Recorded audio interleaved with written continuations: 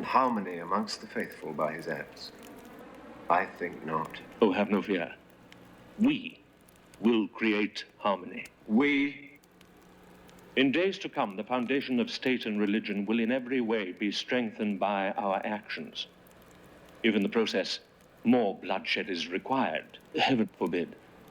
But if it should be, even of a prodigality that seems to know no bounds, then so be it. It is for the future life and health of our country.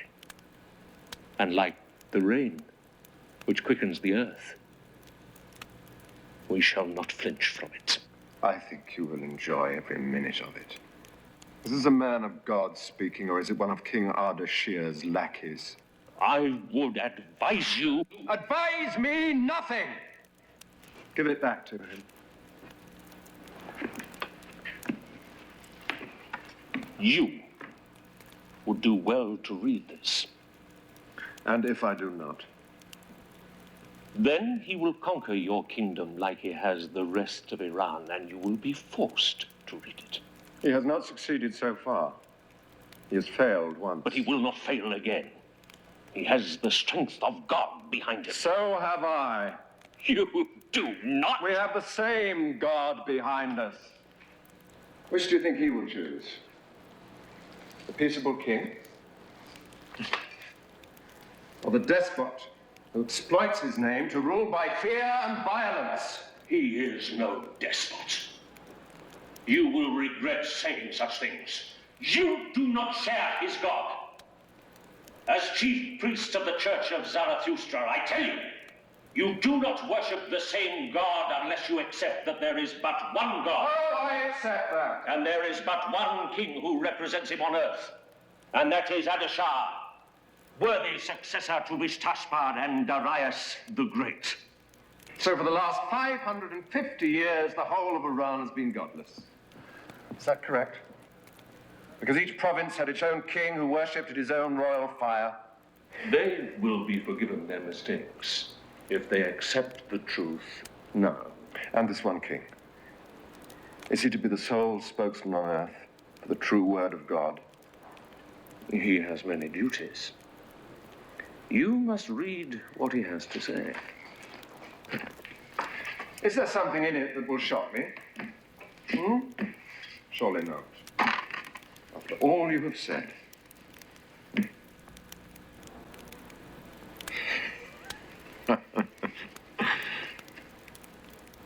You, our spiritual leader. I bring with me the power to remove your royal power. And if you resist, I will send troops that will raise your temple to the ground. For there to be no more sacred fires. Is that your great plan? On the contrary, we shall establish more sacred fires, but there will only be one royal fire, the fire of King Adesha himself. And there will be no more worship of cult gods and their statues. For they, too, are a blasphemy against the truth and purity of Ahura Mazda. But that is impossible. The Greeks and the Romans have their statues. The Buddhists have them. Even the Jews and the Christians have them. They will be torn down. All statues and images are against the true spirit of the one religion, and they will be destroyed, even the statues of your ancestors. We have always allowed other faiths to worship as they wished. It is one of the great strengths of our religion. Yes. But our excessive tolerance has weakened and endangered our faith. So much so that we have been in danger of being overpowered by the ideas of the other religions.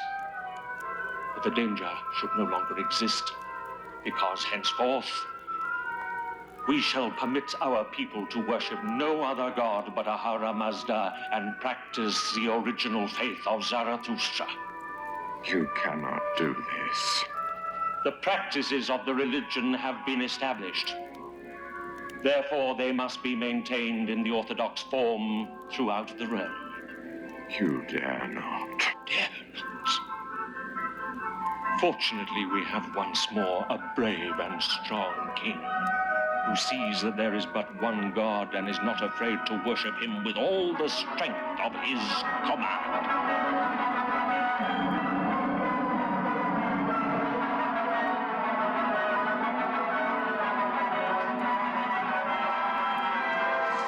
Terrified by pressures from rival religions, the Zoroastrian church grew more and more hostile and intolerant. Some priests became corrupt and acquired power and wealth by demanding payments from the people through complex rituals. On the other hand, some great traditions were formed by other priests which are still observed to this day. These times engendered a genuine renaissance in various artistic disciplines. Fine jewelry and silverwork was crafted. Styles of architecture developed. Rock relief sculpting emerged. Literature appeared. It was a time of stunning testimonies to the exceptional inherent talents and traditions Zoroastrians are capable of, and which in fact form the basis of many of the world's contemporary customs and practices. The striking similarities one finds in Christianity and Judaism in modern life emanated from ancient Zoroastrian traditions.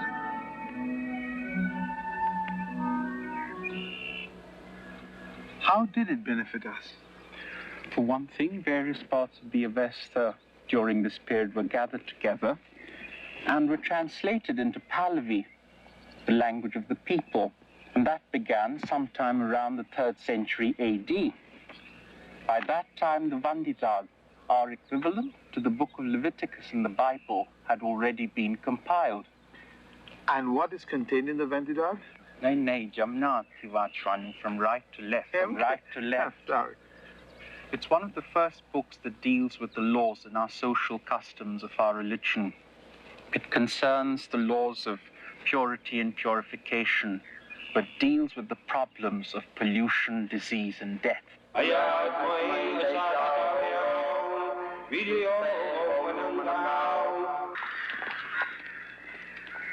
I've always been convinced, it's a feeling I have, that I will die in India. And if that is so, I will go through this ceremony. I believe I have a soul.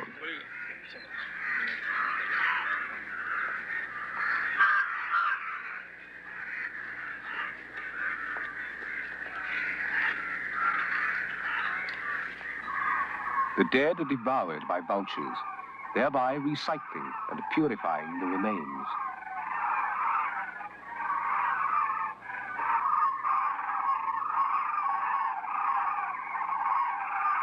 The Towers of Silence are scientifically designed with limestone pits, which serve to filter the remains so they can't pollute the earth. And so, the flesh becomes the earth, the breath becomes the wind, the bones become stones.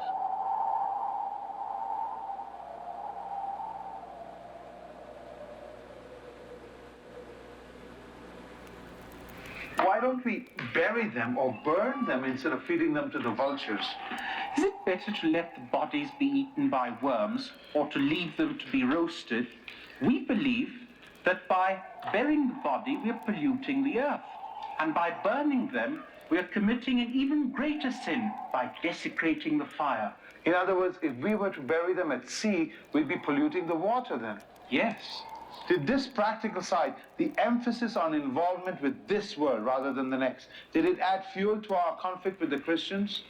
Because they firmly believed and they had their eyes on the next world, isn't it? That's right. And in the Holy Roman Empire, Christianity became the enemy of our religion. Then an even greater threat sprang up. The Prophet Muhammad was born 570 years after the death of Christ. At the time of his death, his armies were spreading Islamic gospel far beyond Arabia. Their conquests were rapid and savage. But these Arabs were fighting a religious crusade.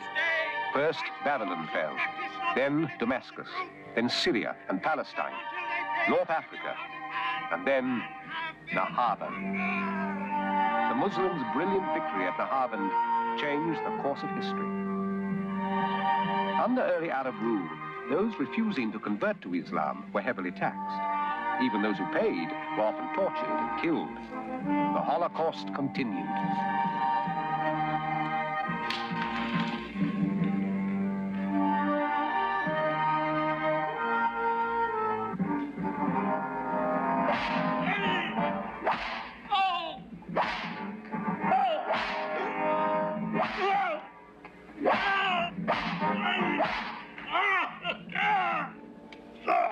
Will you convert now?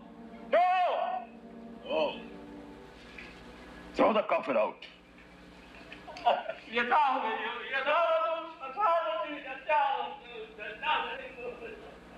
Now, where is your money? I have brought no money. Have you come to tell me that you will throw away your custody and submit to the will of our God? No. My lord. Then why are you here? I was brought here because I persuaded one of your converts to return to the true faith. I see. You know it is against our law to do what you have done. You know what we do to those who break our laws. But why? When there are so many similarities between our two religions. We too pray 5 times a day. We too believe in heaven and hell. You blaspheme against our faith by comparing it with yours. But what do you have against us? We even believe in one God as you do. But not the same God. Then are the gods of the Jews and the Christians the same as your gods? Why do you accept their prophets, Moses and Jesus? If you can accept them, then why not accept us? You even accept their sacred books. Because you are not people of the book. Your religion has no book. We have our sacred works like you do. You call them sacred. They are sacred to us, and they are older, much older than yours. They are nothing. How can we take seriously the works that for centuries have not been written down, but were kept in the minds of your priests? Because much of what they preserved is the voice of our prophet himself, his very own words, unlike the book of the Christians, which contains not the words of Christ himself, but only the words of his disciples and followers. So how can you tell me that their book is more sacred than ours? I need not tell you anything. You are the one who needs to convince me, and you have failed to do so with all your preposterous arguments. The only reason I have failed is because you refuse to listen. You dare to say that? All right. I will listen. But first answer me this. You call your religion great. A religion that believes in renunciation, self-denying, and celibacy.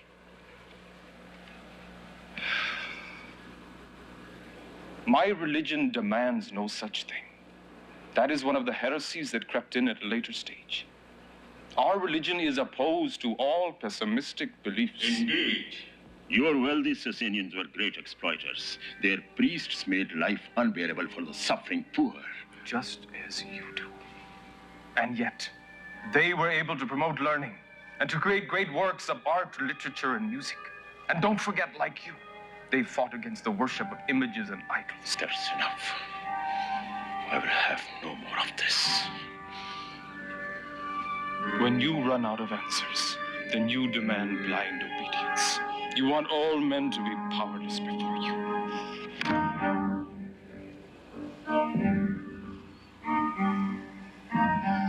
My religion teaches me that a man has the freedom to think and then to believe.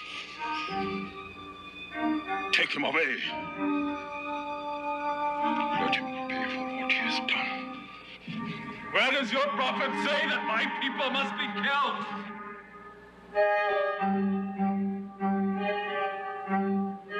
It was after the 9th century, when all reasoning failed, that some of the Zoroastrians set sail to find a new homeland. Their destination was India, to a part that had escaped the Muslim invasion.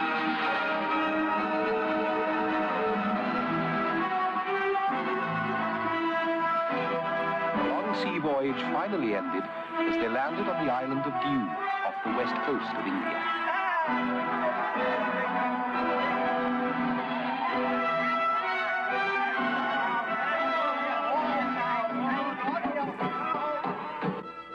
अब तो कौन छे क्या थी आवे छे खबर નથી સાહેબ ચાલો ત્યાં ચાલીને જઈએ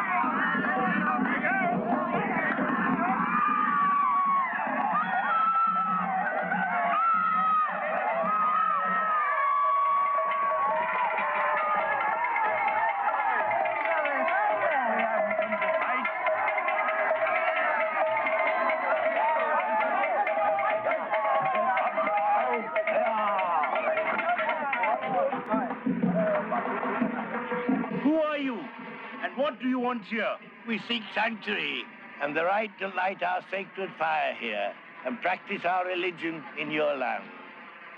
Bring me the holy box. I'd like to show you something.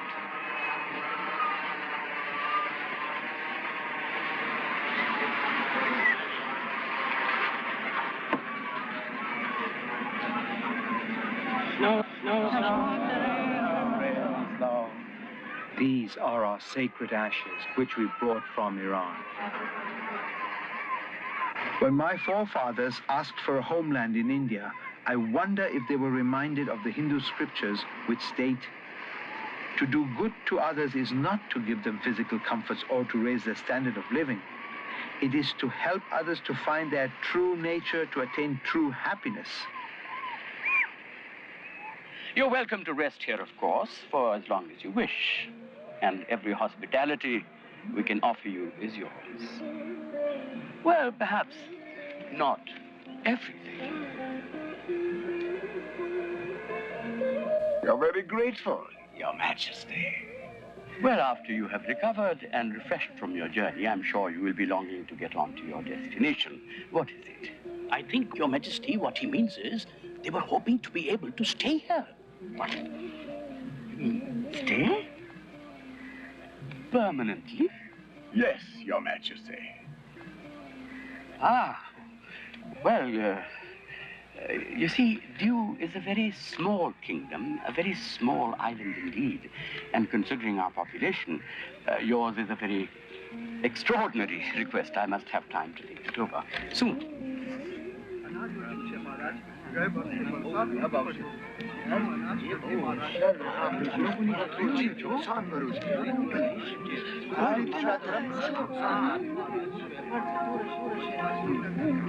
say you wish to settle down in our land permanently. Bring me a bowl and some milk.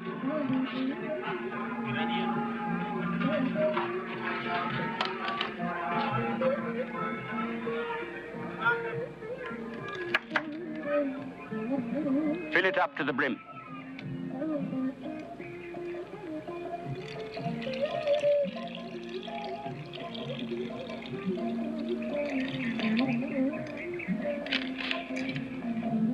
Now, you see, our little land is like this bowl full of milk.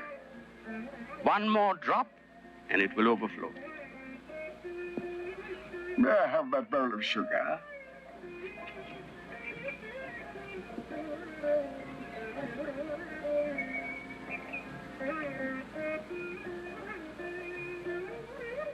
As you can see, the milk dissolves the sugar.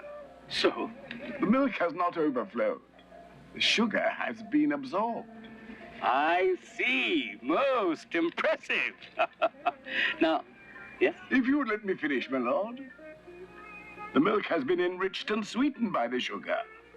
We will be absorbed into your country, sweetening and nourishing it without straining your resources.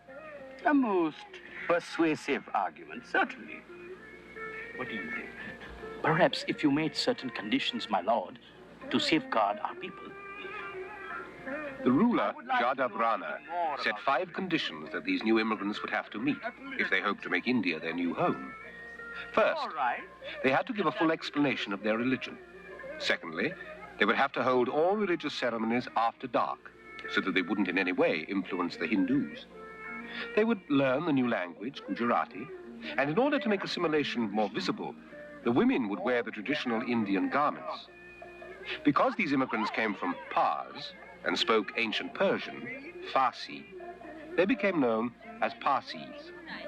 The king then gave his final condition. And finally, I would want your people to lay down their arms and never raise them against us in anger. Then welcome to our country. Thank you, Your Majesty.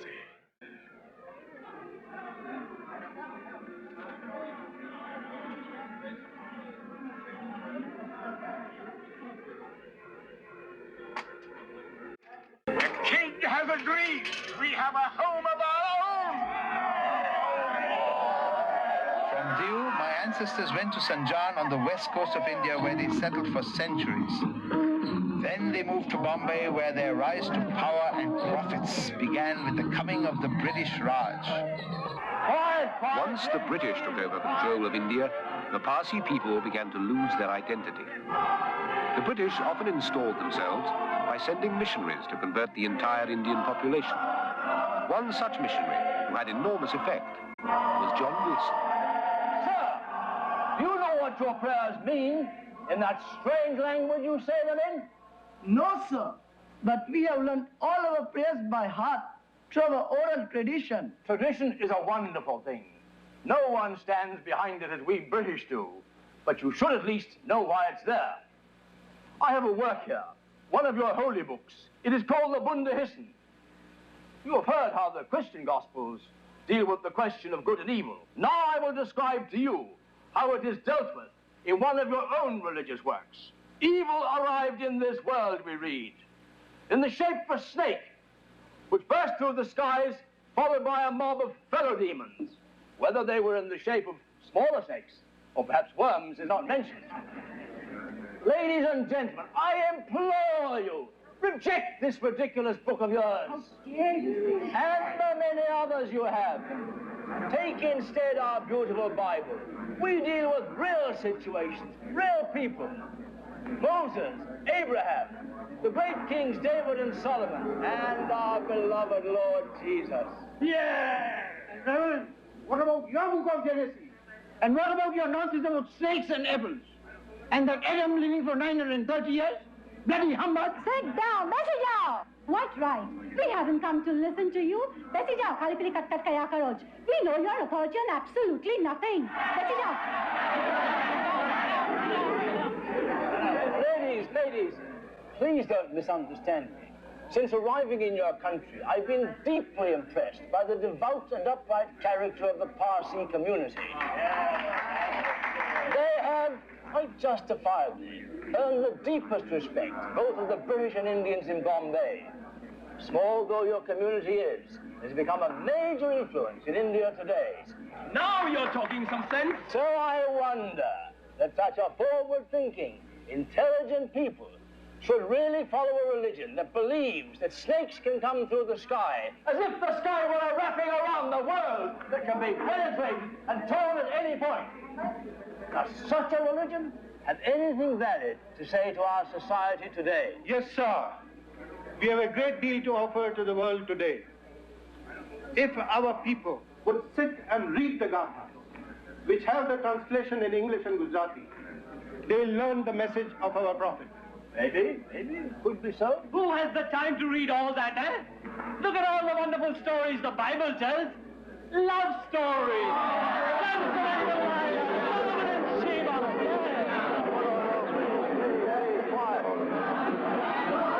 You men only have one thing in mind. Oh, so you're so grand, eh? Johnny Maiji, તમે આટલા હોશિયારમાં ખપોસ નહીં to tell me the meaning of your prayer, Ashembo. Johnny, Johnny, don't be so chicky monkey. Are you calling me a monkey? Vandra to more I'm more Vandra. Do you know that in some parts of Gujarat, Parsi men still have more than one wife, and you allow this pagan practice? You're quite right, Reverend Wilson. Like most religions, Zoroastrianism is one with many different interpretations. It reminds me of the differences in orchestras. In Europe and America, the orchestras get their instructions and that's it. In Israel, instructions are given and then discussions and arguments commence. As I get this nicht, even before a note is played. We Parsees are like that. We are a very argumentative lot.